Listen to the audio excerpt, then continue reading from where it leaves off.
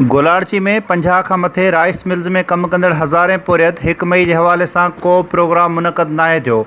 ना ही अॼु ॾींहुं ताईं कंहिं अहिड़ो प्रोग्राम मुनक़द कयो आहे। बाक़ी मुख़्तलिफ़ ॿिजनि दवाउनि कंपनियूं बाअसर राइस मिल्स से हर रोज़ नवां ड्रामा कंदे ॾिसण में अचनि थियूं।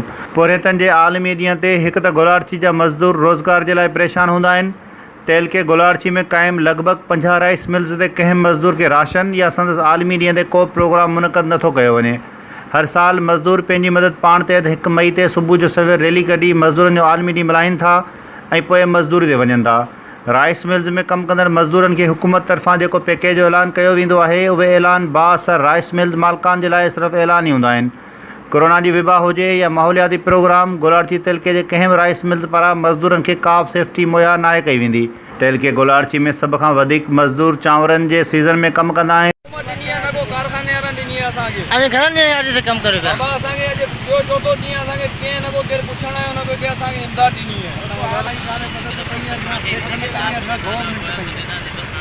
ठीकु आहे माण्हू माना तो का बि मदद नथा मालिक कोन थी आहे, न को राशन न को वग़ैरह कमाईंदा पर संभाली कमु बंदो करे बेरोज़गार वेठा। मज़दूरनि जे आलमी ॾींहं ते ख़िराज तहसीन पेश करण सां गॾु राइस मिल्स मालिकान खे घुरिजे त फ़ी मज़दूर खे संदन आलमी ॾींहं ते घटि में घटि महीने जो राशन ऐं ख़र्चे जो बंदोबस्तु करणु घुरिजे। अमाउला मेमण, सिंध सुकार न्यूज़, गोलारची।